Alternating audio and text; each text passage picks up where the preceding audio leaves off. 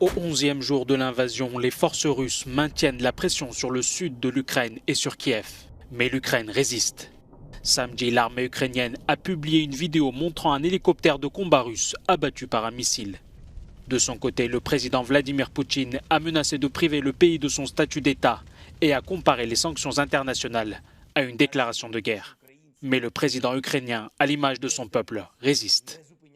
Notre peuple ne recule pas, n'abandonne pas, ne cesse pas la résistance. Il crie aux occupants « rentrez chez vous ». C'est pourquoi il faut les repousser de nos territoires, il faut bloquer leur chemin. Les Ukrainiens ne reculent pas. Comme ici à Kiev, des centaines d'hommes font la queue pour s'engager dans les forces armées ukrainiennes. Un décret gouvernemental interdit aux hommes âgés de 18 à 60 ans de quitter le pays afin qu'ils restent disponibles pour se battre. La capitale ukrainienne est l'un des principaux objectifs des forces russes qui préparent l'encerclement de la ville. Ce samedi, la bataille qui a débuté à Irpin, située à 15 km de Kiev, pourrait leur ouvrir la route de la capitale.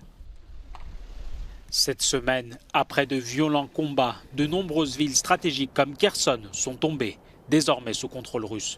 Le ministère russe de la Défense a publié une vidéo d'une base militaire près de Kherson, indiquant que les militaires ukrainiens ont quitté leur position, laissant la base avec du matériel, des armes et des munitions.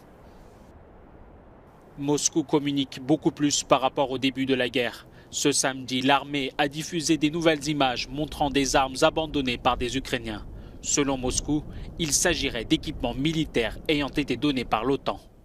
L'armée russe a également annoncé samedi après-midi avoir repris l'offensive après le report de l'évacuation des civils de Mariupol. Selon le maire de la ville, les bombardements des derniers jours ont fait des milliers de blessés et les forces russes empêchent l'arrivée d'aliments et de médicaments. Selon l'ONG Médecins sans frontières, à Mariupol, la situation humanitaire est catastrophique.